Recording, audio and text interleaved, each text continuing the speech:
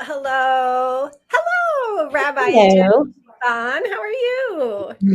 I'm doing well today. Thank you.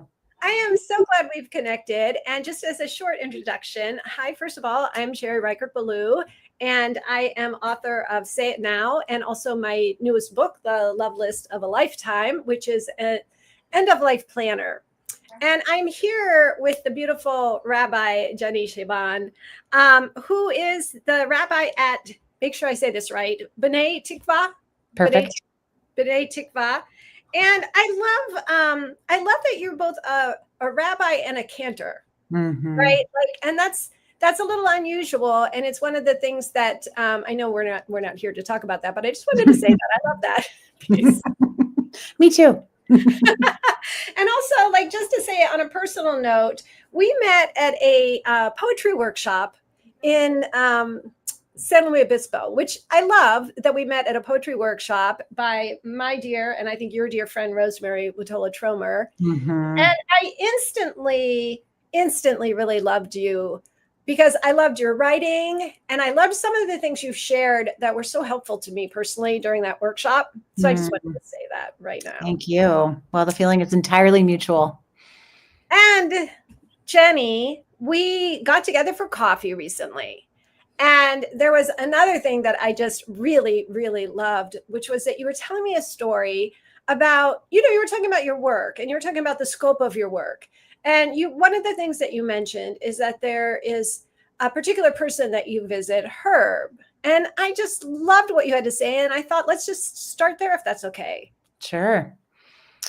Yeah. I mean, the context of our conversation that led to talking about her, but if I remember correctly, was about the kind of enormity of the job of a pulpit rabbi.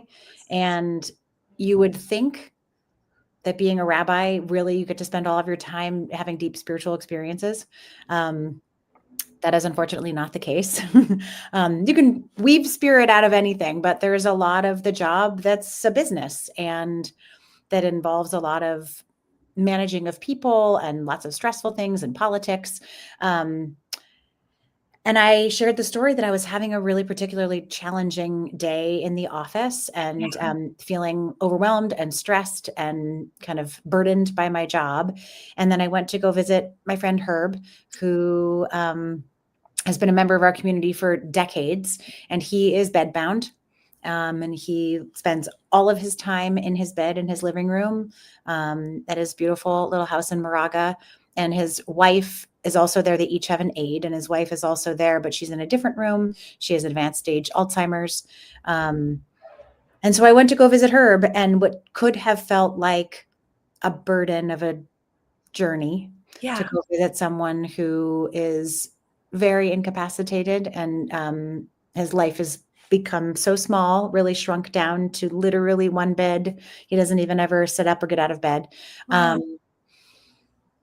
And I carried all of my stress from the morning with me as I was going there. And then I walked into his house and I saw his face and he just lit, Oh.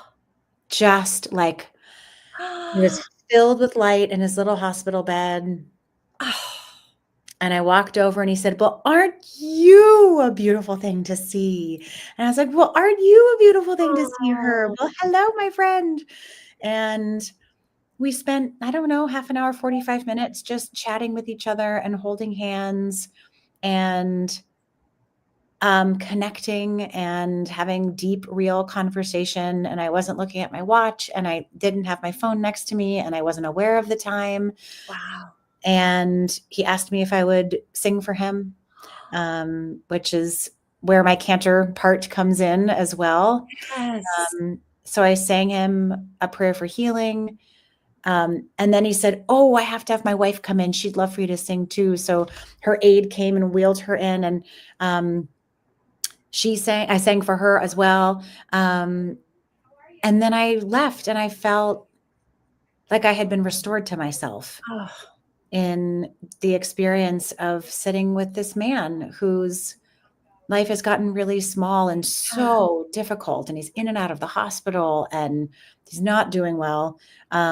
And yet being in his presence just healed a part of me. and reminded me of really what's important. And I have to manage so much in congregational Yes. life. Yes. There's so much demand, and people really want to be heard, and they want their opinions, and all of that is very true.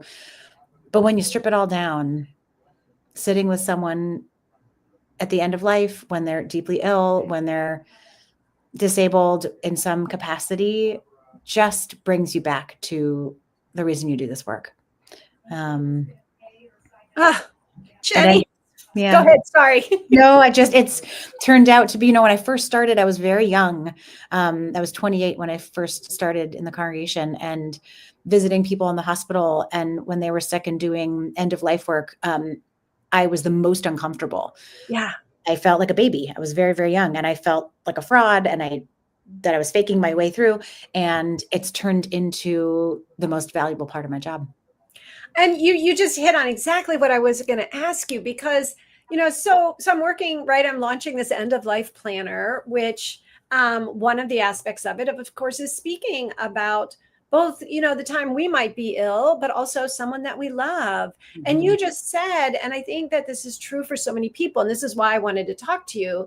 I think so many people have a fear of, I don't know what to say. I don't know how to be. I don't know what to do. It's going to be awful. It's going to be hard. It's going to be sad. And your experience, and I'm so grateful, because you can even tell just within the retelling of it, like the peacefulness that you brought and that you experienced. Mm-hmm. So that's the piece that I thought, do you have any tips for people? Because the last thing I think any of us want to do is abandon either ourselves or someone we love at those last stages. The phrase that we're taught in seminary, at least in the Jewish side of things, is the ministry of presence. And really, that's the gift of this time. If you go in and your intention is the ministry of presence, and that your present being is all that person needs, and it's all that you need, then you understand that what happens there is an incredible grace-filled exchange.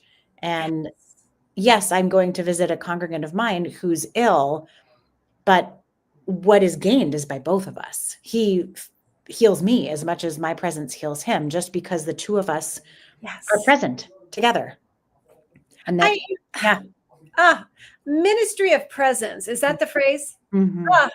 And I love that. And where it took me immediately is where I always go when I'm talking about this book that is ostensibly about planning end of life.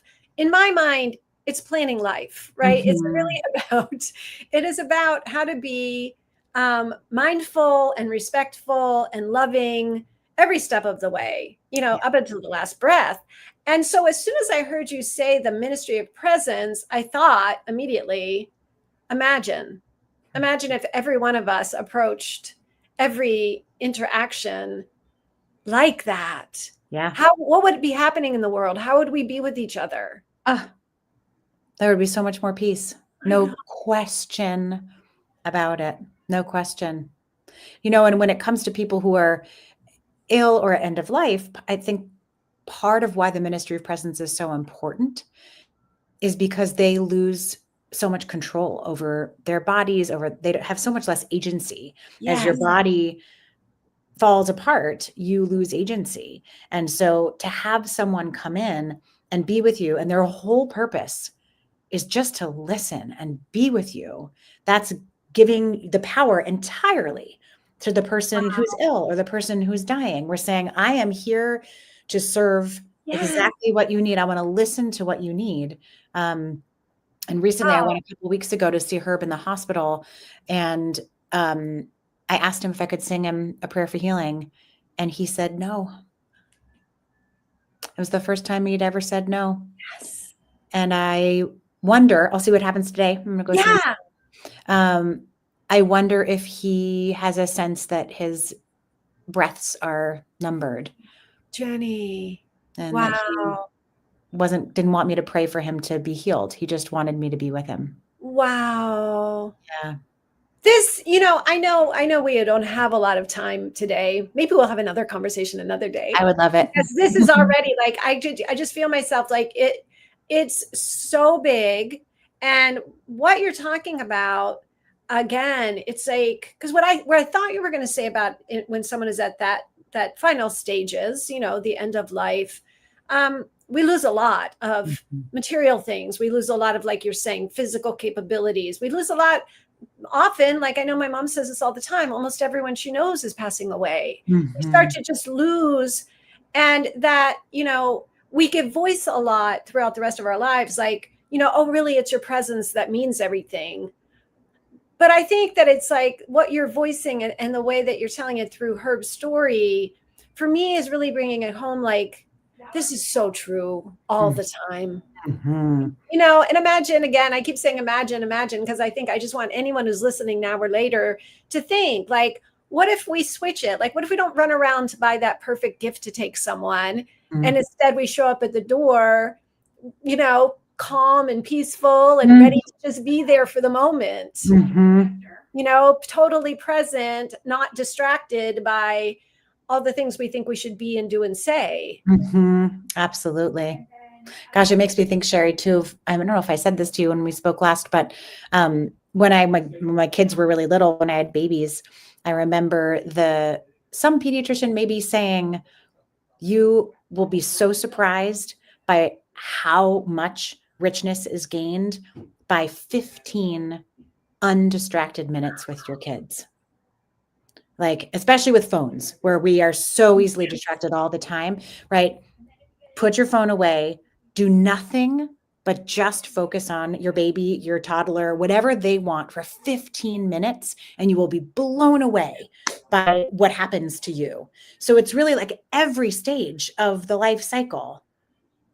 It seems like it's the secret to a good life, really. I feel like, and what's really great is I think we've been talking for about 15 minutes, and I'm super delighted. I'm like, she just proved it, right? Like, you just absolutely proved that in a 15-minute period of time, totally present with somebody, and in this case, for me, it's really like talking about something that really matters.